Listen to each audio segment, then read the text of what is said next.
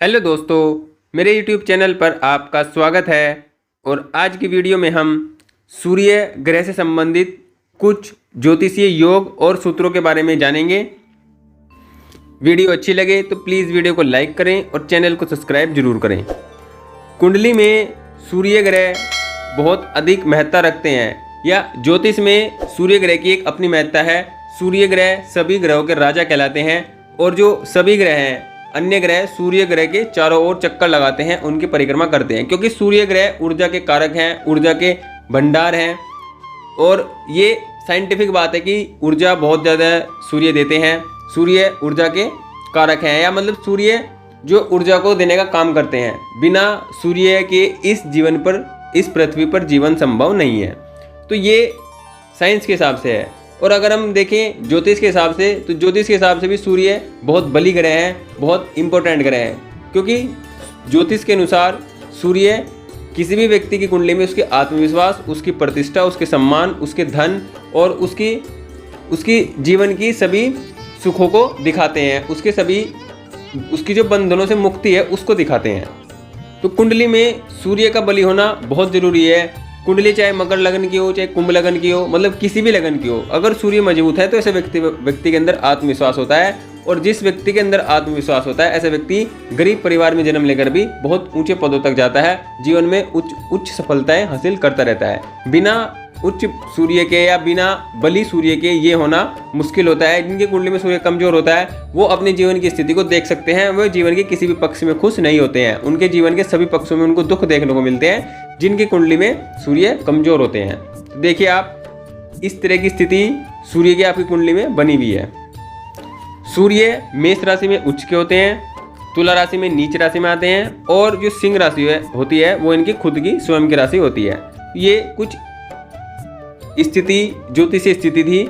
अब हम कुछ ज्योतिषीय योगों के बारे में जानेंगे, जो आप कुंडली में देखिए और फिर उन्हें आजमाइए और फिर कमेंट करके बताइए कि आपकी कुंडली में वो ऐसे ही स्थिति में है योग, और उनको ऐसा ही प्रभाव आपको मिलता है। तो पहले सूत्र की हम बात करते हैं। जब भी कुंडली में सूर्य 1, 5, 9 जो होती हैं, ये अग्नि तत्व राशियाँ होती हैं, जैसे मेष, सिंह और धनु, ये अग्नि तत्व राशियाँ होती हैं। और जब भी इन राशियों में सूर्यदेव होते हैं तो ये व्यक्ति को बहुत अधिक महत्वाकांक्षी बनाते हैं। ऐसे व्यक्ति अपने जीवन में अपने जीवन के प्रति, अपने जीवन के उद्देश्यों के प्रति बहुत अधिक महत्वाकांक्षी होता है, और अपने जीवन में सभी लक्ष्यों को प्राप्त करने की हिम्मत ऐसा व्यक्ति रखता है। जब सूर्य 2, 6, 10 राशि में होते हैं, मतलब भूमि तत्व राशि में होते हैं, भूमि तत्व मतलब ये वृषभ राशि, कन्या राशि और मकर राशि, जब सूर्य इन राशि में होते हैं तो ऐसे व्यक्ति जिद्दी, घमंडी और अड़ियल स्वभाव का होता है। ये भी आप देख सकते हैं। जब सूर्य कुंडली में 3, 7, 11 में होते हैं, मतलब मिथुन में, तुला में और कुंभ राशि में होते हैं, मतलब वायु तत्व राशि में होते हैं, तो ऐसा व्यक्ति सज्जन होता है, शिक्षा का प्रेमी होता है, मतलब ज्ञान के प्रति ऐसे व्यक्ति का झुकाव होता है, और ऐसा व्यक्ति अपने जीवन में औसत जीवन जीने वाला होता है। जब कुंडली में सूर्य 4, 8, 12 में होते हैं, मतलब 4, 8, 12 मतलब जल तत्व राशियों में, जैसे कि कर्क राशि, वृश्चिक राशि और मीन राशि, अगर इन राशियों में होते हैं तो ऐसा व्यक्ति विपरीत के प्रति अधिक आकर्षक होता है, विपरीत के प्रति अधिक प्रेमी स्वभाव रखने वाला होता है। मतलब उसका मेन जो रुझान होता है जीवन जीने का, वो उसका होता है कि वो विपरीत के प्रति अधिक झुकाव उसका रहता है। जब भी अगले की बात करते हैं हम, जब भी कुंडली में सूर्य लगन में हो या दशम में हो, मतलब ये लगन भाव होता है, ये दशम भाव होता है, और इनमें भी 1, 4, 5 और 9 राशियों में हो, तो ऐसा सूर्य बली माना जाता है। और एक बली सूर्य व्यक्ति के अच्छे स्वास्थ्य की पहचान होते हैं। जिसका सूर्य बली ना हो तो ऐसे व्यक्ति का स्वास्थ्य सामान्य खराब ही रहता है। अगले की हम बात करते हैं। देखिए, अगर कुंडली वृषभ लगन की, मतलब 2 नंबर से कुंडली शुरू होती है, अगर कुंडली वृषभ लगन की है और सूर्य अच्छी अवस्था में बैठे हैं, ठीक ठाक भाव में बैठे हैं, ठीक ठाक राशि में बैठे हैं, तो ये वृषभ लगन वालों को विशेष प्रसिद्धि देते हैं। मतलब सूर्य जो वृषभ लगन वाले होते हैं उनको विशेष प्रसिद्धि उनके जीवन में देने का कार्य करते हैं। ये स्पेशल योग है सिर्फ वृषभ लगन वालों के लिए, कि वृषभ लगन वालों को सूर्य बहुत अधिक प्रसिद्धि देने का काम करते हैं उनके जीवन में। अगला सूत्र है, जब भी कुंडली में मंगल 3, 6 और 8वें और 12वें का स्वामी होते हैं, मतलब इनका स्वामित्व रखते हैं, और कुंडली में नीच राशि, मतलब कुंडली है कुंडली किसी भी लगन की हो, कैसी भी हो, अगर मंगल के पास तीसरा, छठा, आठवां और 12वां घर आते हैं और कुंडली में मंगल नीच राशि में है और नीच राशि में होकर सूर्य को देखते हैं, मतलब चौथी दृष्टि से, 7वीं से या 8वीं से, किसी भी प्रकार से, मतलब मंगल से पीड़ित अगर सूर्य हो, नीच राशि में होकर सूर्य को देखते हो, तो ऐसे व्यक्ति के जीवन में मंगल की दशा में बहुत बड़ी दुर्घटना की संभावना बनती है। बहुत बड़ी दुर्घटना ऐसे व्यक्ति के जीवन में मंगल की दशा में देखने को मिलती है। कुंडली में जो नवम भाव होता है, ये नवम भाव होता है, ये हमारे पिता के बारे में बताता है। तो पिता की अगर स्थिति के बारे में जानना होता है तो व्यक्ति के नवम भाव को देखना होता है।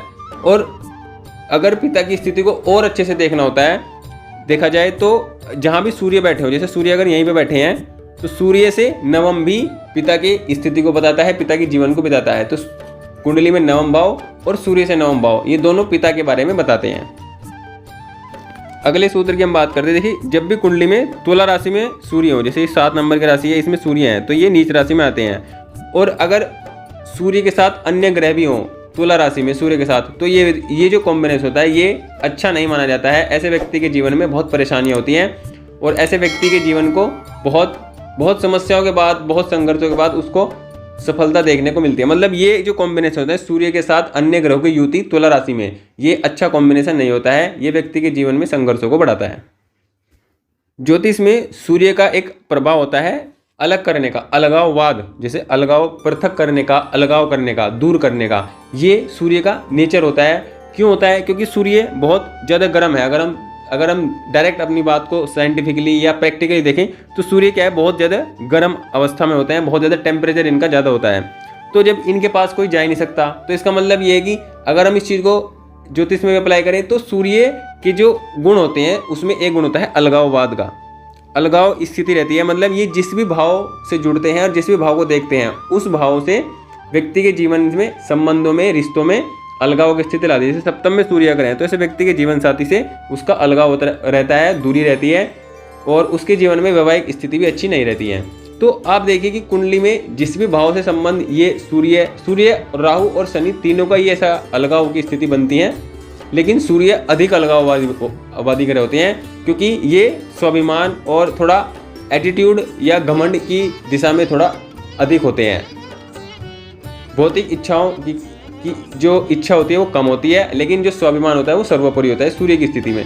तो ऐसे व्यक्ति के अंदर अलगाववाद की स्थिति ज़्यादा होती है। ऐसा व्यक्ति छोटी छोटी बात पर भी रिश्ते तोड़ देता है, रिश्ते नहीं रखता है। तो ये सूर्य अलगाववाद की स्थिति देते हैं। जिस भी भाव से इनका संबंध बनता है ये उस रिश्ते को खत्म कर देते हैं या बिल्कुल ना के बराबर उसको छोड़ते हैं।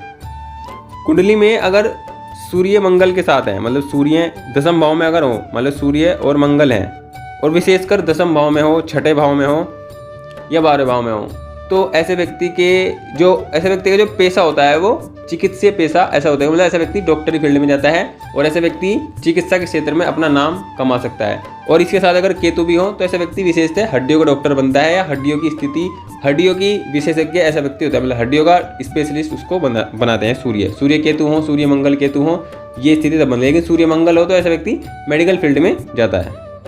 अगले की हम बात करते हैं। देखिए, ये चौथा भाव होता है और ये 10वां भाव होता है। तो अगर यहाँ पर 11 नंबर लिखा है और यहाँ पर सूर्य लिखा है, या यहाँ पर 11 नंबर लिखा है या यहाँ पर सूर्य लिखा है, मतलब दोनों में से कोई भी स्थिति हो, या तो मतलब चौथे भाव में कुंभ राशि में सूर्य हो या 10वें भाव में कुंभ राशि में सूर्य हो, तो ऐसे व्यक्ति के पिता को दिल का रोग होता है। ऐसे व्यक्ति के पिता की जो स्वास्थ्य संबंधी समस्या उसको देखने को मिलती है। विशेषतः दिल का रोग ऐसे व्यक्ति के पिता को होता है। अगले की हम बात करते हैं सूत्र की। देखिए, ये अष्टम भाव होता है, ये अष्टम भाव होता है। और अष्टम भाव में अगर सूर्य और बुध हों, अष्टम भाव में सूर्य और बुध हों तो ये व्यक्ति के जीवन में उसको अचानक राजनीति में सफलता या राजनीति में उसको अधिक सम्मान और सफलताएं देने का कार्य करते हैं। मतलब अचानक उसके जीवन में राजनीति में उसको सफलताएं मिलती हैं या अचानक राजनीति से व्यक्ति जुड़ जाता है। तो ये बहुत राजनीति के मामले में, राजनीति के लिए ये अच्छा कॉम्बिनेशन होता है जब सूर्य बुध अष्टम भाव में हो, तो ये राजनीति से जोड़ने का और राजनीति में सफलता अचानक मिलने का कार्य करते हैं। अगले की हम बात करते हैं। देखिए जी, कुंडली में ये चौथा भाव होता है, ये पहला, दूसरा, तीसरा और ये चौथा भाव। तो कुंडली में जब भी चौथे भाव में, इस भाव में सूर्य और बृहस्पति एक साथ हों तो ऐसा व्यक्ति कानूनी विशेषज्ञ होता है। मतलब ऐसा व्यक्ति कानून का बहुत अच्छा जानकार होता है, कानून के क्षेत्र में बहुत अच्छा नेम फेम कमाने वाला होता है। मतलब कानूनी स्पेशलिस्ट, कानूनी विशेषज्ञ ऐसा व्यक्ति होता है, और अच्छा वकील या बहुत फेमस वकील ऐसा व्यक्ति हो सकता है। अगले की हम बात करते हैं। देखिए, जब भी किसी व्यक्ति कुंडली में सूर्य बुध के साथ हो और शुक्र के साथ हो, मतलब सूर्य बुध और शुक्र इन तीनों की युति हो, मतलब अधिकतर क्या होता है कि सूर्य बुध और शुक्र अधिकतर कुंडली में साथ में रहते हैं, लेकिन साथ में रहते हैं मतलब कुंडली में ये आसपास होते हैं, क्योंकि आपने देखा होगा सबसे पहले सूर्य, फिर बुध और शुक्र, ये ऐसे इनका ऑर्डर होता है। तो इस प्रकार हम देखें कि सूर्य, शुक्र और बुध तीनों एक साथ ग्रह कुंडली में हो तो ये कॉम्बिनेशन अच्छा कॉम्बिनेशन होता है। ऐसे व्यक्ति के पास जीवन में धन की कमी नहीं होती है, धनवान ऐसा व्यक्ति होता है, और ऐसे व्यक्ति पिता के कारोबार को विशेषतः संभालता है, और जीवन में उसके पास अधिक भू संपत्तियाँ होती हैं, और एक से अधिक संपत्ति, भू संपत्ति या अधिक घर वाला व्यक्ति होता है, मतलब उसके जीवन में एक से अधिक घर भी उसके पास होते हैं। तो ऐसा व्यक्ति बहुत अच्छा शानदार जीवन जीने वाला होता है। और ऐसे व्यक्ति किसी विशेष स्किल का जानकार भी होता है, मतलब कोई भी स्किल हो सकती है, उसके पास कोई विशेष स्किल होती है जिससे वह अपने लोगों को अपनी ओर खींचता है, और अब लोगों को भी और धन को भी, दोनों को खींचता है। उसके पास धन और व्यक्ति की भीड़ रहती है, क्योंकि उसके पास कोई विशेष स्किल होती है। अगले की हम बात करते हैं। जब भी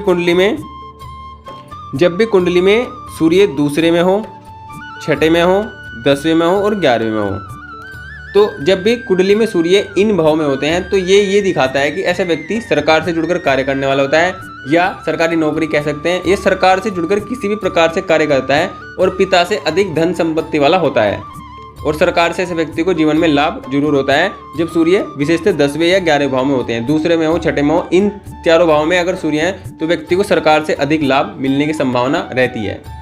तो ये स्थिति सूर्य की बनती है। तो आप देखिए आपकी कुंडली में किस प्रकार की स्थिति सूर्य की इन सभी सूत्रों से मैच करती है, या क्या स्थिति आपकी मैच नहीं करती है, क्या मैच करती है, उसको आप कमेंट कर बताइए। और वीडियो अच्छी लगी तो प्लीज़ वीडियो को लाइक करो और चैनल को सब्सक्राइब जरूर करो। Thank you.